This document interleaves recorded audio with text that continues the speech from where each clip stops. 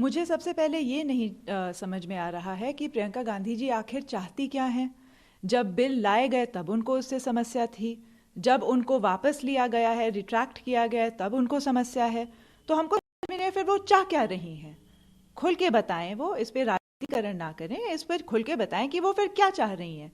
ये क्लियरली बस मैटर को पॉलिटिसाइज कर रही हैं, क्योंकि वाकई अगर उनको किसानों से लगाव होता तो कल का जो ऐतिहासिक दिन था जब माननीय आदरणीय प्रधानमंत्री जी ने 3 कानूनों को वापस लिया, उन्होंने ये साबित किया कि जनता राजा है, जो जनता चाहेगी वही होगा। हमने जनता की आवाज़ सुनी। जनता अगर इन 3 बिलों को स्वीकार नहीं कर रही है तो हम इनको वापस लेते हैं, सीधी सी बात है।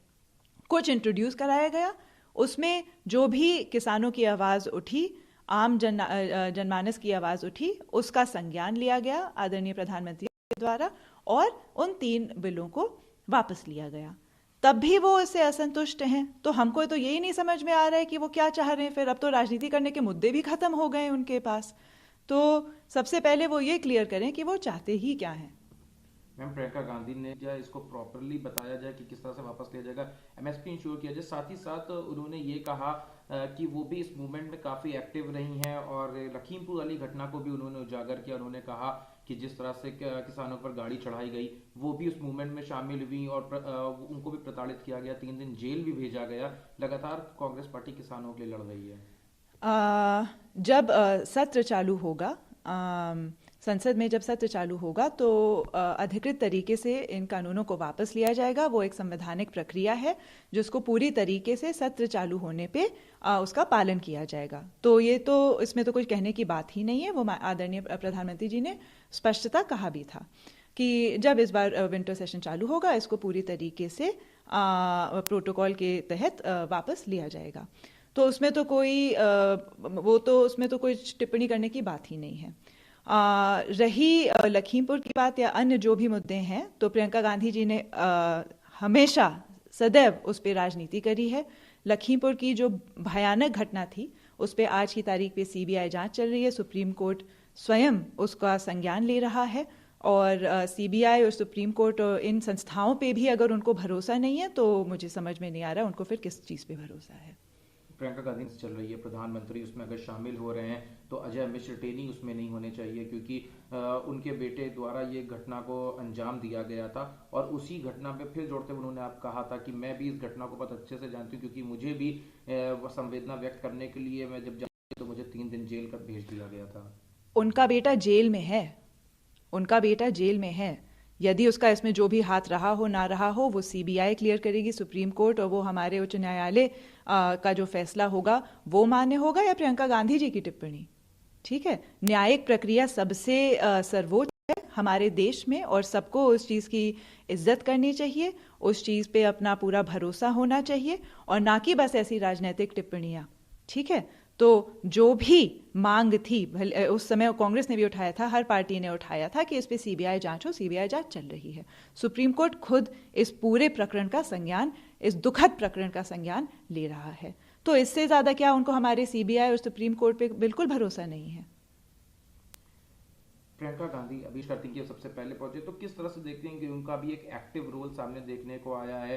साथ ही साथ उन्होंने अपने वोट बैंक को मजबूत करने के लिए ये भी कहा है कि महिलाओं की भागीदारी की बात उठाई और कहा है कि 40% महिलाओं को इस बार लोक विधानसभा चुनाव में वो लोग टिकट देंगे। सबसे पहली बात तो मैं कहना चाहूंगी, ये जो 40% टिकटों का इन्होंने वादा किया है, उत्तर प्रदेश के साथ साथ 4 और राज्य हैं जो चुनावी उसमें जाएंगे, इलेक्शंस में जा रहे हैं। उनमें से पंजाब एक ऐसा राज्य है जहां उनकी सरकार है। आप ये टिकटें बस यूपी में 40% क्यों ऐलान कर रहे हैं? उनको पता है यहां तो उनका कुछ है नहीं। सरकार बनाना तो छोड़िए, विपक्ष बनाने के तो काबिल नहीं है वो। छोटी छोटी रीजनल पार्टीज तो उनसे ज़्यादा मजबूत हैं। तो ये बस लॉलीपॉप स्वरूप यहाँ अपने महिला वाला कोटा टिक करने के लिए, पूरा करने के लिए यूपी में ये लॉलीपॉप बांट रहे हैं, क्योंकि उनको पता है उनको जीतना जिताना तो है नहीं।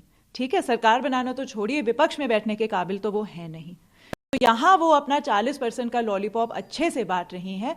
यदि वाकई वो महिलाओं की पार्टिसिपेशन को लेके गंभीर हैं तो यही ऐलान आपने पंजाब में क्यों नहीं किया? आपकी सरकार है, आप अपने प्रत्याशियों को मजबूत कर सकते हैं, उनको अच्छे से और अच्छे से लड़ा सकते हैं, या उत्तराखंड में क्यों नहीं किया जहां मेन विपक्षी दल हैं।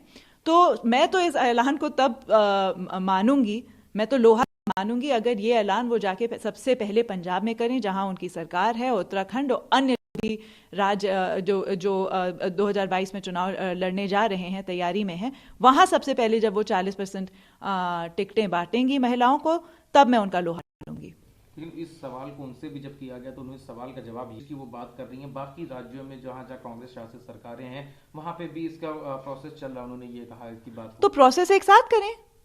उनकी मम्मी पार्टी की अध्यक्ष हैं भाई, उनकी पारिवारिक पार्टी है, उनकी माताश्री वहां अध्यक्ष हैं, राष्ट्रीय अध्यक्ष हैं पार्टी की, कांग्रेस प्रेसिडेंट हैं। तो ये बहानेबाजी अगर मतलब और कोई बिलीव करे तो मुझे नहीं पता, पर मैं तो इस चीज़ को बिल्कुल नहीं मानती कि दूसरी स्टेट्स में उनका बिल्कुल से ही नहीं है, या दूसरी स्टेट्स में वो इस चीज़ को नहीं लागू कर सकती हैं। जब चुनाव में आप एक साथ एंटर कर रहे हैं, चलिए हम ये कह रहे हैं आप पूरे हिंदुस्तान के प्रदेशों में हर प्रदेश में ना लागू करें, ठीक है, इस नीति को जो आपने बनाई है, पर कम से कम जो 2022 में यूपी के साथ हम साथ जो states are election going states, कम से कम वहां तो लागू करें। तो ये बस पूरी तरीके से उनको पता है यूपी में they have lost all ground, उनका कुछ भी वोट बैंक नहीं है, कुछ भी उनका यहाँ नहीं है। सबसे छोटे दलों में से भी ज़्यादा जो छोटे छोटे रीजनल पार्टीज हैं उनसे भी ज़्यादा छोटे होके ये सिमट के रह गए हैं। तो इनका बस ये एक लॉलीपॉप है कि अच्छा चलो यार जीतना तो है नहीं, कम से कम हम अपना यही एजेंडा पूरा कर लें।